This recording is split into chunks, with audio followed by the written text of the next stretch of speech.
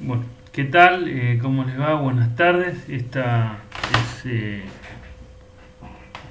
la segunda propuesta de trabajo para los compañeros y compañeras de la materia de sociología.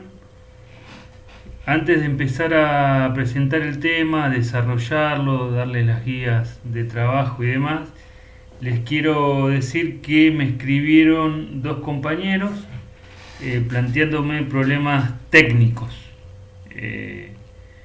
Uno de ellos me planteaba que no podía descargar los archivos adjuntos en el Classroom, y otra compañera me planteó que no podía reproducir el video. Bueno, les pregunté de qué colegio eran, de qué turno, para derivar la duda a algún compañero del área de las ciencias exactas, para que nos evacúe la duda y podamos resolver este problema técnico. En general no recibí preguntas, tampoco muchas devoluciones, con lo cual supongo que estuvieron trabajando o están trabajando y terminando de trabajar con la temática que les propuse la semana pasada, por lo cual doy por hecho de que no hay dudas al respecto, aunque no tengo mucha evidencia empírica para poder determinar concretamente esta situación, aunque en un punto la evidencia empírica sería el hecho de que ha recibido pocas devoluciones y no ha habido grandes preguntas alrededor del tema planteado. Así que vamos a desarrollar el segundo tema, lo vamos a presentar. Recuerden que cualquier duda, pregunta, a disposición de ustedes, me tienen que escribir por este medio, yo voy a responder, como hice con Sergio y con Camila. Bueno, el tema de hoy. Los padres fundadores de la teoría social. ¿Sí?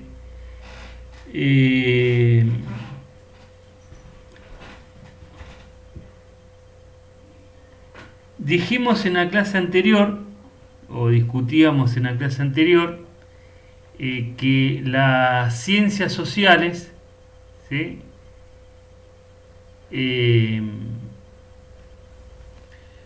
Surgen no en cualquier momento de la historia de la humanidad, sino que surgen y se desarrollan en un periodo concreto de una etapa histórica del desarrollo de la humanidad. Recuerden que una de las tareas que tenían consistía en realizar una línea de tiempo en la cual tenían que ubicar el comienzo de la historia y el comienzo de la prehistoria de la humanidad, o sea, dividir la línea de tiempo histórica en dos grandes etapas y a su vez hacer una descripción de cada periodo dentro de cada etapa. ¿Sí? Entonces recuerden que lo que nosotros conocemos como conocimiento científico, ¿sí? Y por lo tanto como la idea de la ciencia, es una idea moderna, ¿sí? Y surge en Europa en la transición del feudalismo al capitalismo. ¿Sí? En esa transición histórica en donde se desmorona el sistema económico, político y social llamado feudalismo y va emergiendo un nuevo sistema político, económico y social llamado capitalismo, en el cual estamos inmersos todos nosotros hoy en día. En esa transición de un sistema al otro aparece esta idea o este concepto de la ciencia y del conocimiento científico.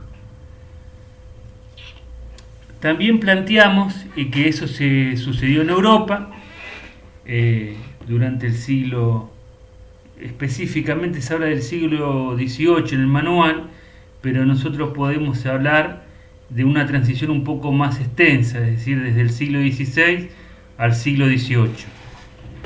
Periodo de la historia que se conoció como el iluminismo. ¿sí? O sí, se conoció como el iluminismo, ese periodo histórico, o una de sus características culturales, o como el siglo de las luces, ¿no? Entonces, siglos de las luces. Si hay luz, la luz me permite ver la verdad, la realidad. Entonces acá tenemos el desarrollo de la ciencia en general y de la ciencia social en particular. Entonces dijimos que en ese momento histórico, acá me acotan la palabra ilustración, pueden encontrarlo como iluminismo, siglo de las luces, la ilustración, etc., ¿no? En ese momento histórico que surgen las ciencias sociales, en Europa, en el siglo XVIII, dice el manual, pero nosotros lo hacemos más extenso, entre el siglo XVI y el siglo XVIII, en Europa se estaba produciendo esta transición del feudalismo al capitalismo y por lo tanto el nacimiento de un nuevo régimen social. Nacimiento de un nuevo régimen social que se construye, se levanta sobre las ruinas del antiguo régimen. Habíamos hablado de los fenómenos históricos sociales de la Revolución Francesa, Revolución Industrial, Revolución Inglesa de Orange, ¿no? Iluminismo, etcétera, etcétera.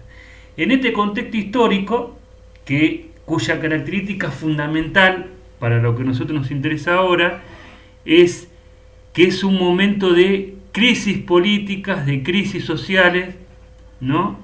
Y de grandes transformaciones. Esto es lo que tenemos que retener en este momento. O sea que en este contexto de grandes transformaciones no es casual que esto de la ciencia con mayúscula surja en Europa, y tampoco es casual que surja primero en Inglaterra y luego en Francia, ¿sí? En donde tenemos que en Inglaterra el desarrollo de la ciencia con mayúsculas, sobre todo de las ciencias naturales, fue muy fuerte porque fue Inglaterra la primera nación del mundo, o sea, en desarrollarse el capitalismo. Es decir, el capitalismo, si hay un lugar en donde se desarrolla, primeramente es en Inglaterra, y desde Inglaterra ese sistema social se transforma en sistema mundial, tal cual lo conocemos hoy, en un sistema económico, político y social mundial, en donde hasta incluso no solamente circulan las mercancías de un lugar al otro. Pensemos, por ejemplo, que nosotros el automóvil que compramos acá en Argentina y que usamos en Argentina son automóviles que tal vez dicen Made in Argentina en algunos casos, pero tienen más del 70-80% de sus autopartes producidas en otras partes del mundo. Entonces es un fenómeno novedoso. Entonces fíjense en el desarrollo y la expansión del sistema capitalista como una totalidad desde que nace en Inglaterra, la primera nación capitalista de la historia, hasta transformarse en un sistema económico mundial, hasta tal punto que las gripes o fenómenos epidemiológicos como los que estamos viviendo hoy en día surgen en cualquier parte del mundo y en menos de 2 o 3 meses circula por todo el planeta. Entonces, volviendo a Inglaterra, al capitalismo, a la primera nación capitalista desarrollada de la historia, a la aparición de la ciencia, esto no es casual, ¿sí? Tiene que ver justamente con que el desarrollo de la ciencia está ligado, asociado al desarrollo del capitalismo, y la ciencia social, ya no la ciencia en general, natural y social, sino específicamente la ciencia social, nace en el momento donde se produce una gran transformación social en Francia, después de la Revolución Francesa, que cambia o da por fin al sistema capitalista y le allana el camino, da por fin al sistema económico y social feudal, y de esa forma la Revolución Francesa le allana el camino, le despeja camino al desarrollo del capitalismo para que se expanda por todo el mundo. En ese marco aparecen dos pensadores muy interesantes, ambos franceses, uno llamado Conde de Saint-Simon y el otro un discípulo de él que se llamaba Comte, Augusto Comte. Es interesante hacer una breve referencia a quién fue Saint-Simon, ¿sí? Porque nos va a dar una idea del impacto que tuvo, de la fuerza que tuvo la Revolución Francesa como última puñalada, como última estocada del capitalismo al sistema social feudal para su desarrollo pleno. Saint-Simon era un conde. Entonces ustedes acuérdense que los sistemas políticos precapitalistas, sobre todo en el feudalismo, gobernaba un rey, ¿no? Un monarca, la monarquía absoluta. Y el rey era, luego de Dios, ¿no? Que ungía a los monarcas y los ungía con el poder de gobernar un territorio, proteger a su rebaño, etcétera, etcétera. Luego del rey había toda una categoría social y política de jerarquización, desde el rey hasta el siervo de la gleba, ¿no? Pero en el medio teníamos príncipes, condes, varones, etcétera, etcétera, etcétera. Augusto Comte pertenecía a las clases dominantes de la sociedad feudal en Francia previo a la Revolución Francesa. Recordemos que la Revolución Francesa se da en 1789. Saint-Simon, al momento que se produce la Revolución Francesa, tenía algo así como 30 años de edad. Por lo tanto, este pensador social, ¿sí? ¿Qué particularidad reúne? Reúne la particularidad de que conocía cómo era el viejo mundo, el feudalismo, conoció cómo se vino abajo ese mundo social, ese régimen social de producción, y cómo comenzaba a desplegarse un nuevo sistema social llamado capitalismo. Entonces Saint-Simon es un pensador bisagra entre el feudalismo y el capitalismo, y por lo tanto es un pensador de la transición social al cual estaba asistiendo la humanidad y en particular Europa. Y esto es muy interesante porque, como le dije recién, si Saint-Simon era un conde, pertenecía a las clases dominantes de la sociedad feudal, ¿qué interés tenía un miembro de las clases dominantes, de las clases privilegiadas, de participar, de apoyar una revolución como la Revolución Francesa? Este solo hecho ya nos habla de la profundidad de la crisis del sistema social feudal, en el cual miembros de su propia clase dominante comienzan a abrazar ideas revolucionarias y a apoyar, como en este caso, la Revolución Francesa. Entonces Saint-Simon era un conde perteneciente a las clases privilegiadas de la sociedad francesa, que apoya la Revolución Francesa de 1789 y que plantea la siguiente idea. Miren,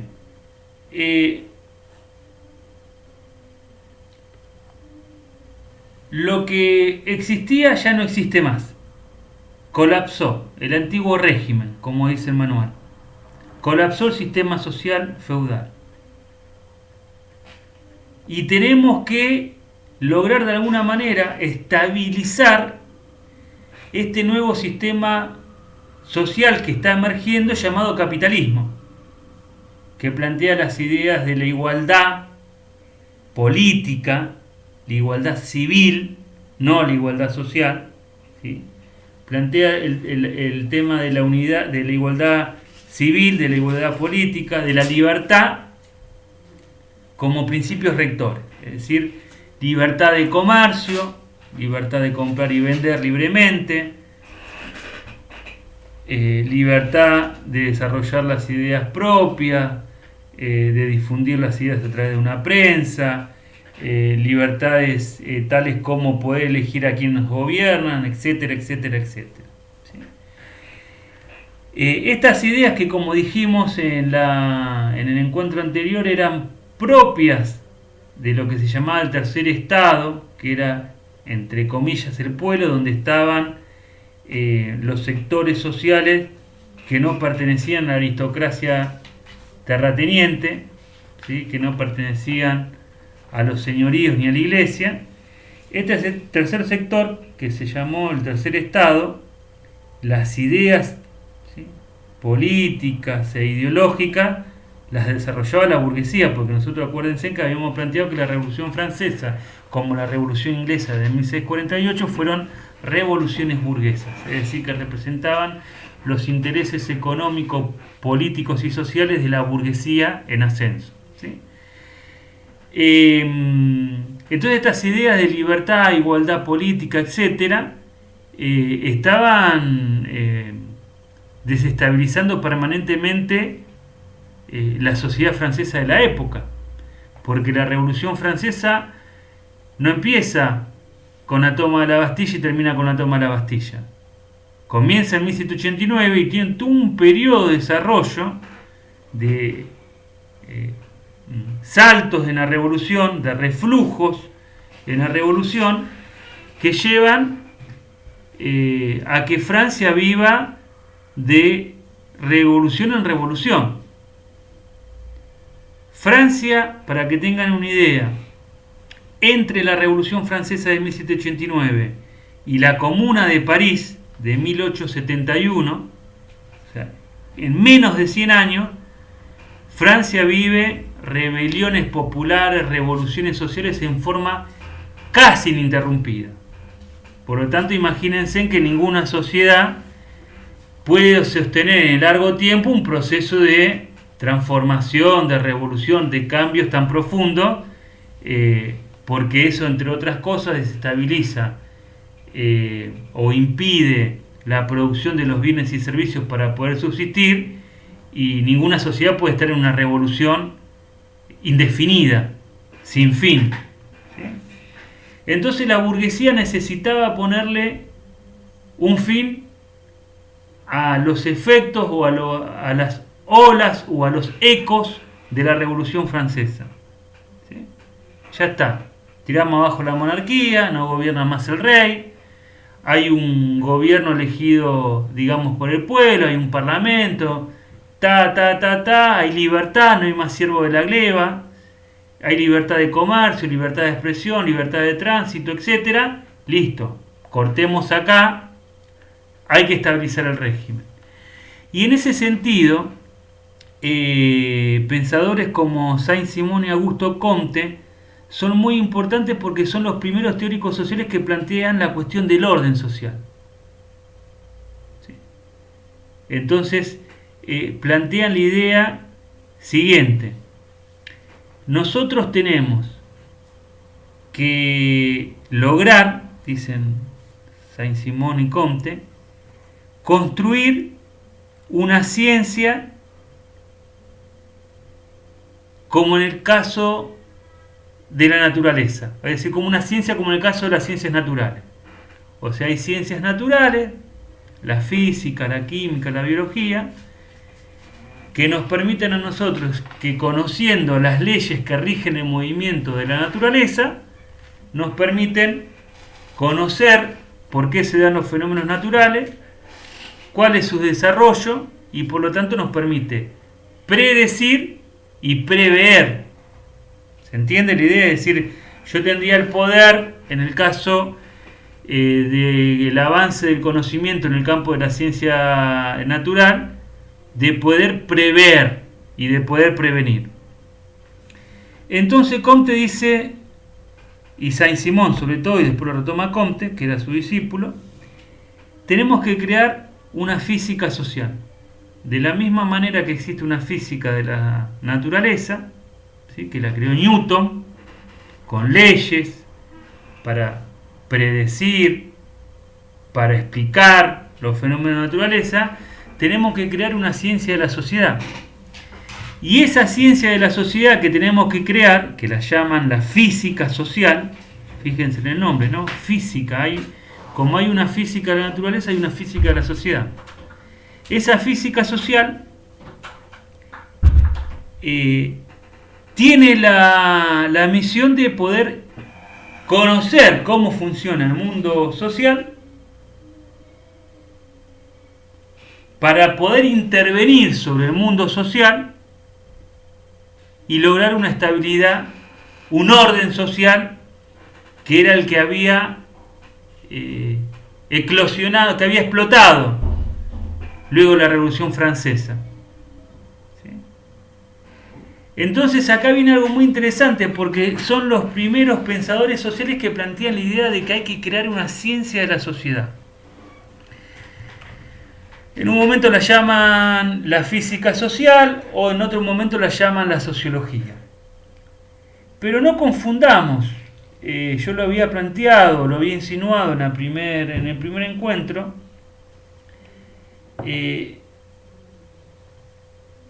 a la sociología como una disciplina particular, porque ellos estaban pensando, cuando hablaban de sociología, hablaban o pensaban en una teoría de la sociedad, una teoría social. Es decir, conocer el funcionamiento de los sistemas económicos, políticos, etcétera, etcétera. Por lo cual hay que estudiar historia, economía, sociología, antropología, etcétera. Muchas de las disciplinas que hoy las encontramos fragmentadas. Por un lado tenemos economía, por otro lado tenemos sociología, por otro lado tenemos historia, por otro lado tenemos antropología. Para estos pensadores sociales lo plantean como una totalidad. Es decir, para ellos no se puede separar la historia de la economía, el análisis social del análisis económico y el análisis económico del análisis antropológico, sino que lo ven como una unidad a la teoría social. Y le ponen el nombre sociología o, como dije anteriormente, física social. ¿Y qué rol le asignan a la ciencia? En general, a la ciencia natural y la ciencia social, es decir, unas ciencias con mayúscula. Le asignan un rol fundamental en la sociedad capitalista naciente. Porque ellos tienen el pronóstico de que el capitalismo llegó para quedarse, que es un sistema social superador del feudalismo, del esclavismo, y que por lo tanto la humanidad tiene una tendencia hacia la evolución, entendiendo la evolución como una idea de progreso. ¿Sí? Es como cuando yo subo las escaleras. El primer escalón, el segundo, el cuarto es mejor que el primero, el décimo es mejor que el tercero, ¿no? Entonces esta idea de progreso, de evolución, es muy importante en estos pensadores o en estos teóricos sociales del siglo XVIII. Porque en base a esta idea empiezan a desarrollar una teoría que es la teoría de los tres estadios. Y en esa teoría de los tres estadios, como dije recién, está asentada en la idea del orden y el progreso. Orden y progreso, que si ustedes se acuerdan de la materia historia, era uno de los lemas, de los ejes políticos con los cuales se constituye en Argentina, o lo que es Argentina, el Estado-Nación argentino con Julio Argentino Roca. No, acá tiene que orden y progreso. Miren la inscripción que tiene la bandera de Brasil. Orden y progreso. Entonces, todo el mundo decía el capitalismo vino para quedarse. No es el sistema mejor del mundo, porque Comte y Saint-Simon no comen vidrio, saben que no es un sistema social eh, igualitario, pero dicen, esto es mejor que lo anterior. Por lo tanto, esto que tenemos ahora lo tenemos que mejorar para que la humanidad progrese en su conjunto. Ellos creían que la pobreza, el desempleo, las condiciones de vida insalubres de las masas trabajadoras nacientes que se trasladan del campo a la ciudad, la desigualdad no solamente en la distribución del ingreso o en la propiedad de los medios de producción, sino la desigualdad social en tanto conocimiento, ¿no? Piensen que en ese momento la mayoría de la población era analfabeta, ¿no? Entonces, y los que sabían leer y escribir en general eran miembros de la clase dominante de la sociedad capitalista, que son parte de la burguesía, de esta clase nueva que había nacido. Burguesía que tenía el capital económico, tenía el poder político y también tenía el conocimiento. Ellos pensaban que con la guía de la ciencia en el gobierno burgués o en los estados burgueses, el progreso podía ser indefinido. Por lo tanto, iba a llegar un día en donde iba a haber igualdad social, o lo más parecido a la igualdad social. Se equivocaron de pe a pa, ¿no? Porque el capitalismo no solo no eliminó la desigualdad social, lo que Bourdieu llamaría la desigualdad en la distribución del capital político, el capital económico y el capital cultural y el capital social, no solamente no lo eliminó, sino que lo agigantó. Pensemos en esto que estamos viviendo nosotros ahora, en donde estamos obligados a desarrollar las clases o el proceso de enseñanza y aprendizaje en forma virtual. Bueno, bárbaro. Los hijos de las clases burguesas, de las clases propietarias, disponen de todos los elementos y de todos los recursos materiales para poder desenvolver de la mejor manera el desarrollo del ciclo lectivo en esta crisis. Ahora, en los sectores de las clases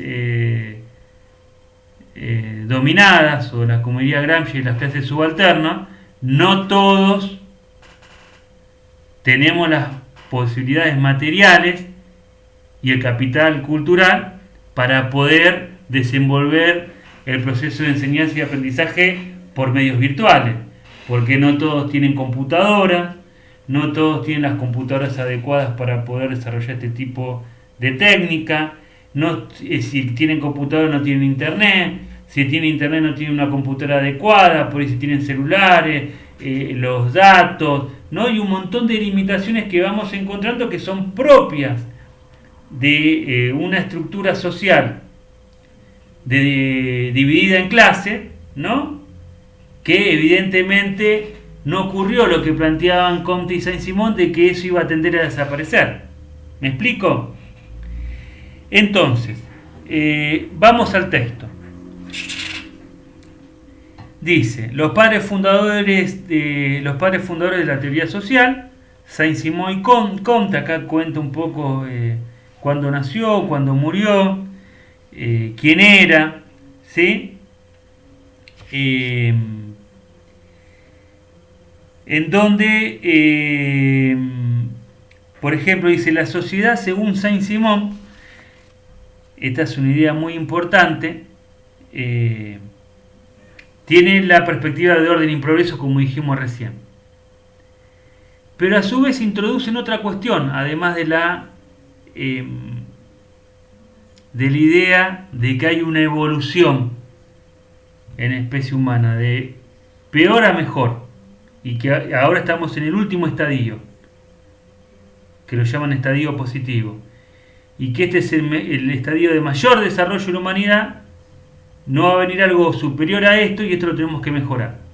Y para mejorarlo tenemos que meter a la ciencia, al conocimiento científico, a administrar el capitalismo y el mundo social. Entonces sería como la idea de un gobierno de los científicos. ¿Sí? Bueno, nosotros sabemos muy bien que estamos muy lejos de esto. No gobiernan los científicos. Gobiernan sujetos, individuos que son parte de partidos políticos o de fuerzas políticas que a su vez representan más o menos directamente intereses económicos y sociales de las clases en las cuales se vive la sociedad. Entonces tenemos que los gobiernos, en vez de ser gobiernos de técnicos y científicos, son gobiernos hegemonizados por determinada fracción de clase social, y por lo tanto uno puede, si se quiere estudiar cuál es la política económica, la política social, la acción de gobierno que llevan X gobiernos en cualquier momento, en función de qué intereses benefician. ¿No? Mira, de las acciones más importantes que tomaron fue para beneficiar a X fracción de clase social. Entonces es un gobierno de clases. ¿Sí? Pero eso lo vamos a ver más adelante, por lo tanto no me quiero meter en ese tema ahora. Entonces, volviendo a la idea del progreso y volviendo a la idea de Saint-Simon. Saint-Simon plantea una idea muy importante, igual que Comte. La idea, esta es la otra idea importante, que la sociedad, digámoslo así, no es solamente la sumatoria de cada uno de los individuos. ¿Sí? A mí una vez esto me lo explicó un compañero de la siguiente manera. Un televisor. Uno ve el televisor como una unidad. Ahora, si el televisor que ustedes tienen en su casa y lo tienen como una unidad, lo desarman en 3.500 partes o 3.500 componentes que componen el televisor, uno dice, bueno, lo desarmé. Acá tengo las 3.500 piezas. Viene un amigo, digo, che, mira, acá está el televisor. Si el amigo nuestro fuese Comte o Saint-Simon, no, ahí no tenés ningún televisor. Ahí tenés partes. El televisor es la unidad del todo. ¿Se entiende? Es decir, es una idea interesante. La idea es que la sumatoria de las partes no hacen al todo, simplemente. Una idea que ya estaba muy arraigada en la teoría social desde el siglo XVI en Inglaterra, desde Hobbes, ¿sí? Un autor que estudia la cuestión del poder, del Estado y qué sé yo, en donde este inglés sí plantea que la sociedad es la sumatoria de cada uno de los individuos. Cada uno de los individuos llevan adelante determinadas acciones en función de determinados intereses, porque cada individuo, dice Hobbes, persigue su propio interés. Entonces, persiguiendo su propio interés, hace lo mejor para sí, cada uno hace lo mismo y llegamos a un equilibrio general. Ese era el planteo que se llama individualismo metodológico de Hobbes. Estos franceses, Comte y Saint-Simon, tienen otra idea. El individuo no hace la sociedad, sino que la sociedad hace al individuo. Y acá viene un problema interesante. ¿Cómo? Si la sociedad hace al individuo y el individuo no hace la sociedad, ¿qué determina qué? La sociedad determina lo individual y no al revés, lo individual determina el conjunto social. Entonces esto nos mete en el problema de la libertad. ¿Pero cómo? ¿Yo no soy libre? ¿La Revolución Francesa nos planteó la cuestión de la libertad? Sí, de la libertad política, de la libertad civil. Ahora, ¿por qué cada uno de nosotros no andamos, si queremos, sin ropa por la calle? Porque lo podríamos hacer, ¿no? Ahora uno dice, bueno, pero la policía, el Estado nos va a reprender o nos va a reprimir de que estamos incumpliendo una norma social. Ahora piense en otro caso. Si en mi casa me enseñó mi mamá y mi papá que yo tengo que ser solidario, condescendiente y atento con las personas mayores, y a todos nos enseñaron lo mismo en nuestras casas. Seguramente si todos nos encontrásemos en un colectivo en un momento determinado y una persona mayor sube al colectivo, todos nos levantaríamos para darle el asiento a la persona mayor, porque eso fue lo que nos enseñaron, nos inculcaron, esos son los valores que nos inculcaron en nuestras casas, en las unidades familiares. Entonces, si eso ocurre así, quiere decir que de alguna manera yo ya estoy predeterminado, estoy como formateado a cómo actuar. No lo decido yo. ¿Se entiende lo que digo? Entonces, si no lo decido yo, hay una determinación colectiva a mí, al sujeto, al individuo, que la precede y está determinando los modos de actuar de esa persona. Esta es una idea muy importante que después vamos a ver que está presente en otros pensadores, ¿sí? Que está presente en otros teóricos sociales, y que es una pregunta, que es un punto, que es una idea que atraviesa toda la ciencia social, con mayúscula ciencia social, la historia, la economía, la sociología, etc.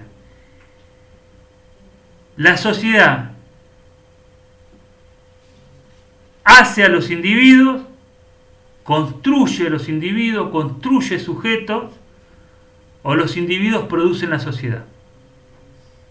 ¿Sí? Esto es muy interesante, y Comte y Saint-Simon toman partido definitivamente por la hipótesis de que lo colectivo determina lo individual y no lo individual determina el colectivo.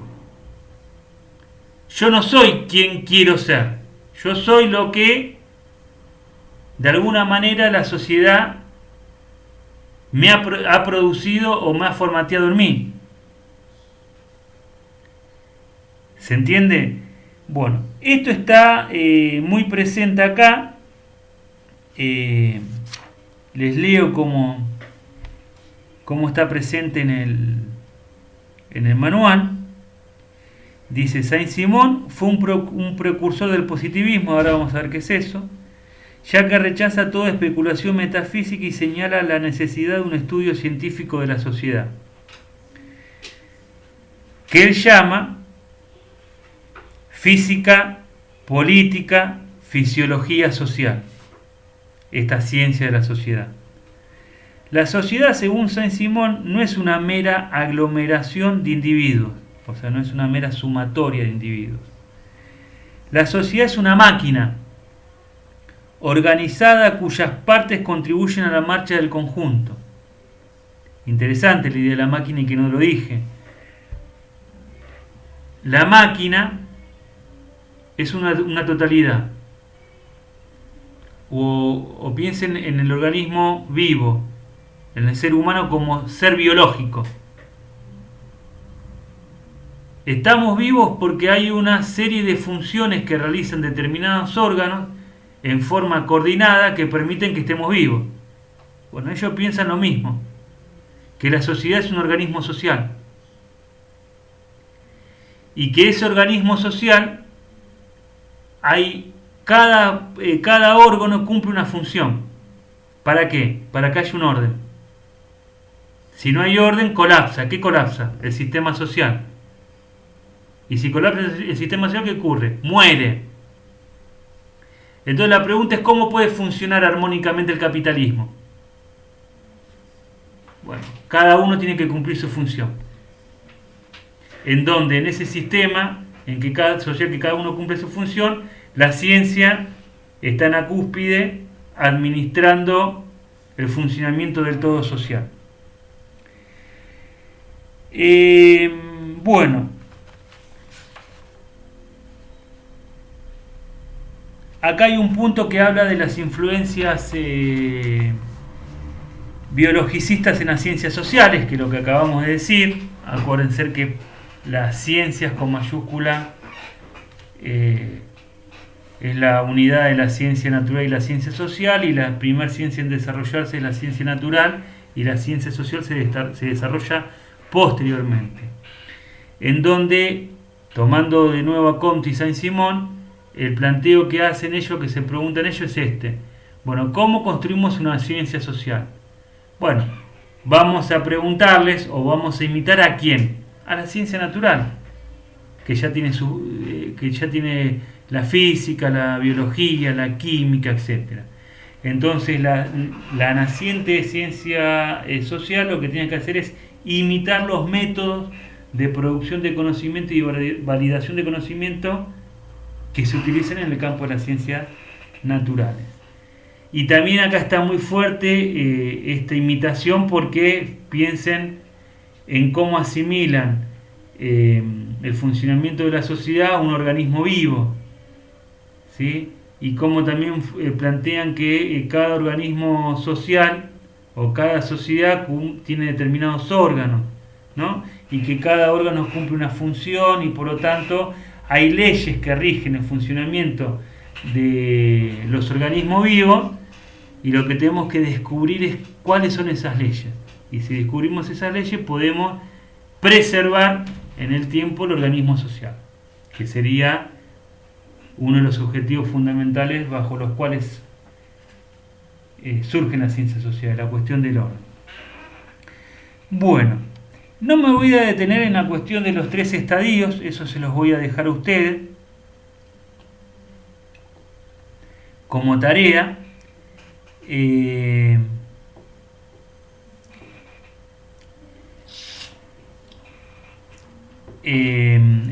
les voy a dar una consigna para que puedan desarrollar lo que se llama la teoría de los 3 estadios, en donde, bueno, van a ver esto que acabamos de charlar. Hay una idea de evolución de la humanidad, hay una idea de progreso, hay una idea de que se van llegando a determinadas etapas de progreso y desarrollo, y hay una idea de que llegamos al máximo grado de desarrollo, que es el actual, ¿sí? Y a ese estadio lo llama estadio metafísico, perdón, lo llama estadio positivo científico, ¿sí? Bueno, van a trabajar con el manual que les indiqué la semana pasada, para los cuales ya los voy a digitalizar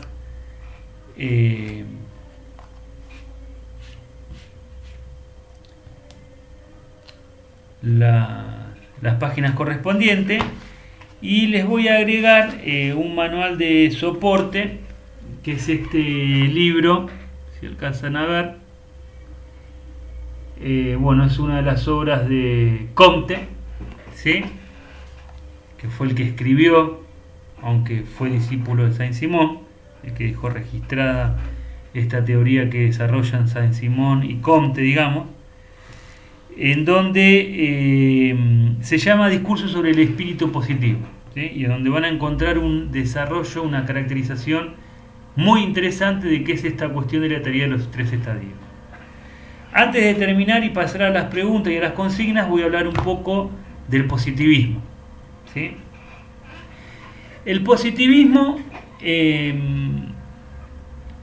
es un marco teórico, una perspectiva teórica, ¿sí?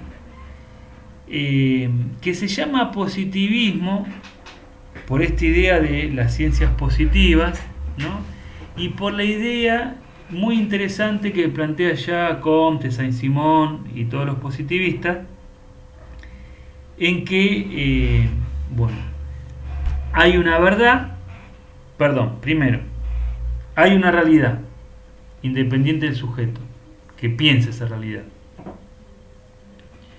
Esa realidad que es independiente de mi subjetividad y de lo que yo piense si está bien o mal, esa realidad que existe fuera de mí,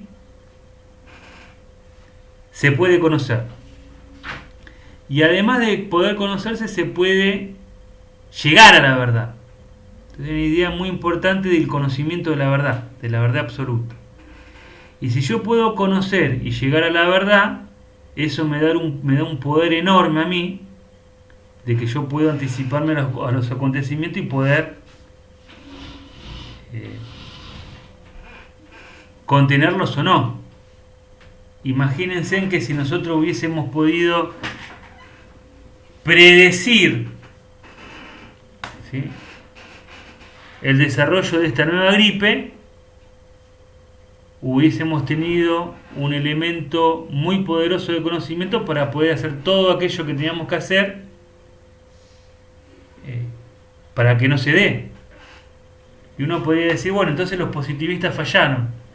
En este punto me parece que no, porque si uno lee un artículo que salió en Página 2 el día domingo, sábado, y el título es, creo que es una...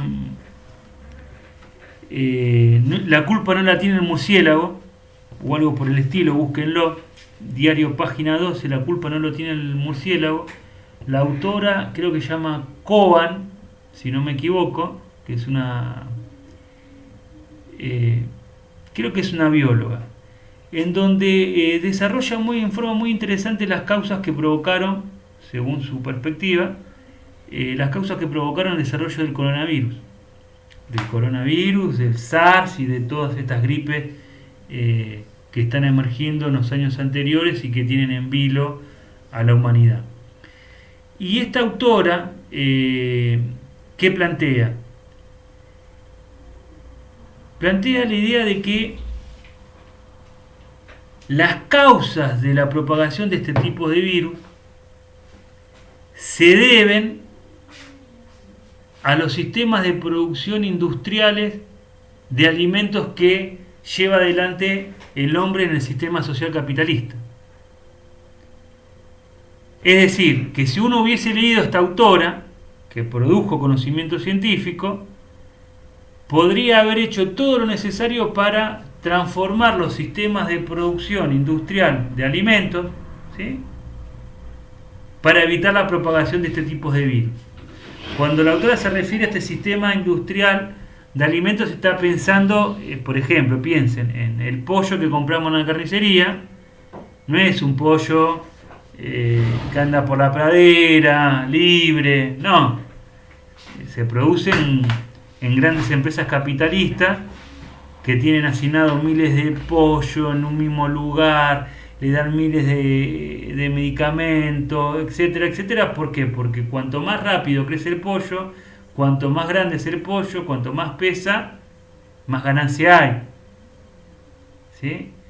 Entonces dice, bueno, este sistema de producción de animales para la alimentación, aves, porcinos, vacunos, etcétera, genera las condiciones materiales ideales para este tipo de propagación y por lo tanto la causa de este tipo de propagación de estos virus. Y por lo tanto la causa es el sistema de producción. Entonces ya empieza a relacionar causa-efecto, ¿sí? Uno podría decir, esta muchacha es positivista, la que escribió el artículo en Página 12, que los invito a leer. Entonces, el tema del positivismo, está la idea esta de que yo puedo conocer la realidad y la puedo modificar. Entonces, para conocer la realidad hay que aplicar un método de producción de conocimiento que es propio de las ciencias naturales, que se traspasa a las ciencias sociales, ¿sí?, en donde en el campo de las ciencias sociales o de la teoría social uno dice, bueno, la realidad existe, la realidad social existe, hay un mundo natural, un mundo social. Lo que tiene que hacer la ciencia social es conocer cómo funciona ese mundo natural, ese mundo social, perdón. Ese mundo social es una cosa, por lo tanto lo que yo tengo que descubrir es cómo funciona la cosa, las leyes que rigen el movimiento de esa sociedad, obtener ese conocimiento y poder operar sobre esa sociedad en base al conocimiento que tengo. Bueno, esto está en la página 24, donde dice que hay una serie de principios fundamentales que caracterizan al positivismo. entre uno de esos principios, este que yo acabo de decir: la realidad social existe independientemente del sujeto, esa realidad existe, se puede conocer y se puede llegar a la verdad. Yo puedo llegar a la verdad aplicando un método de producción de conocimiento, es el método científico, lo cual implica que tengo que tener modos de validar o de producir datos empíricos que corroboren mis hipótesis o mis teorías. Entonces, si yo logro eso, puedo controlar, ¿sí? Y lo tercero que es importante es que el sujeto que quiere conocer, su ideología no interviene en el proceso de conocimiento, ¿no? Esto dice lo positivista. Dice, bueno, el médico conoce, ¿sí? No importa si es del partido político A o del partido político B, produce ciencia, produce conocimiento. El conocimiento no se mancha con la lucha política o con la ideología o los valores de cada científico que quiere conocer.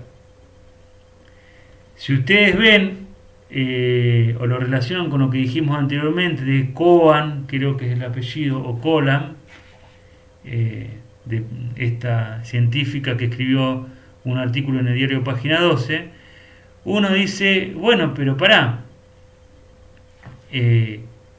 hubieron determinados científicos sociales y determinados científicos del campo de las ciencias naturales que anticiparon esto que iba a producirse. Entonces la pregunta es por qué no se pudo no se pudo atajar o contener el desarrollo de este tipo de gripe. ¿Se entiende?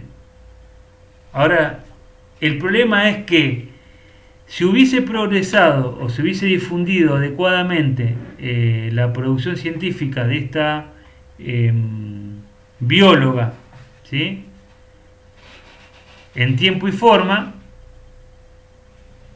nos hubiese llevado a la conclusión de que teníamos que cambiar los sistemas de producción en gran escala de ciertos alimentos que consumimos, como aves, aviar, porcino, vacuno, etc.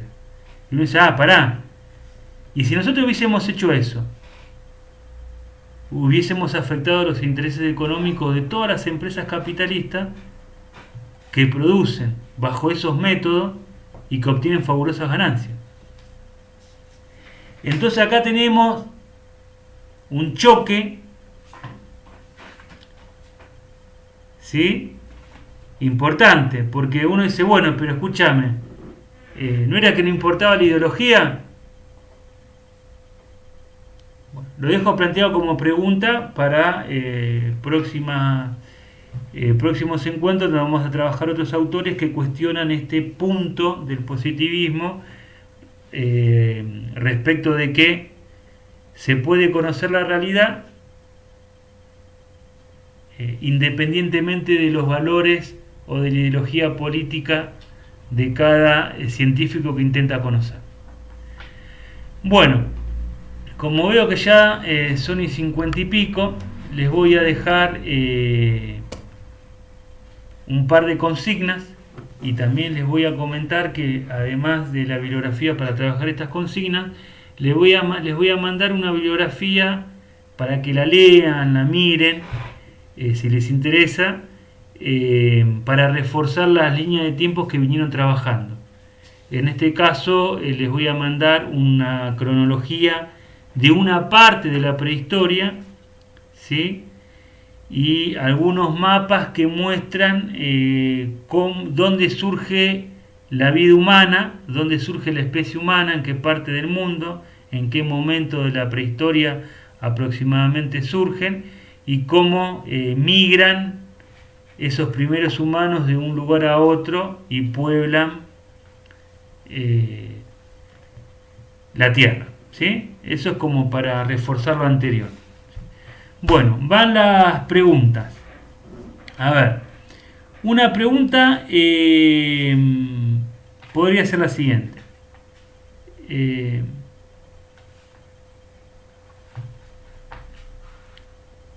explique y desarrolle las características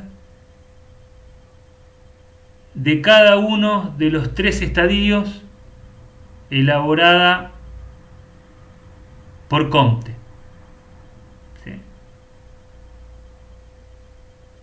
Esa sería una consigna. Seguido, ese sería el punto 1, es una pregunta, otra pregunta más dentro del punto 1. Hay una idea, existe una idea de progreso social cuando la humanidad pasa de un estadio a otro estadio.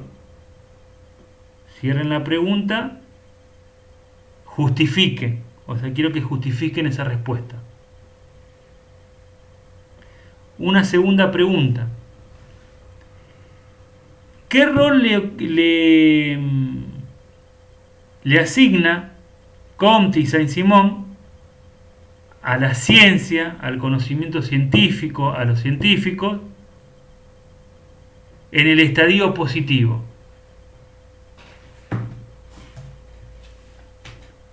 Una tercera pregunta.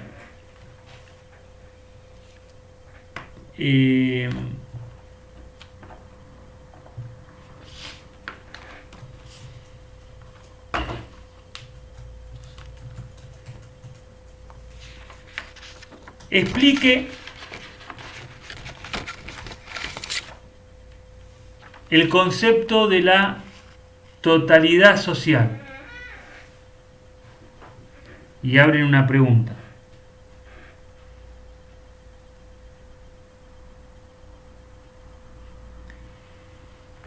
¿Qué significa que lo social, lo colectivo, determina al individuo y no las acciones individuales determinan lo social? Cierran la pregunta, piensen en un ejemplo en donde ustedes consideren que lo social determina lo individual. Esta sería la tercera. Y me detengo acá para hacerles un paréntesis que no se los había planteado antes. Para responder a esta pregunta, piensen en lo siguiente. Yo vengo al mundo como individuo, ¿no? El mundo ya existe. Yo nací en Argentina. ¿Voy a elegir el idioma que voy a utilizar o el lenguaje que voy a utilizar para interrelacionarme con nosotros? Vivo en Argentina. ¿Voy a utilizar la moneda que quiera para hacer transacciones económicas en el mercado? ¿Por qué les propongo que piensen en esto para resolver la tercera pregunta? Porque si uno hubiese nacido en los Estados Unidos, seguramente va a hablar inglés. Si uno nace en Argentina, seguramente va a hablar castellano. Seguramente si uno nace en Argentina y tiene hambre y quiere ir a comprar algo al chino para tomar unos mates, va a llevar pesos. Si uno tiene hambre y quiere ir a comprar una galletita en los Estados Unidos para tomar con el café, va a llevar dólares. Entonces fíjense que el idioma, el dinero, los hábitos culturales, no los elegimos nosotros, sino, no me quiero adelantar a otro autor que vamos a ver más adelante, sino que son anteriores a nosotros y se nos imponen como una férrea necesidad. ¿Sí? Bueno, eso como para ir pensando la cuestión de si lo colectivo determina lo individual o lo individual determina lo colectivo. Última pregunta. Explique en qué consiste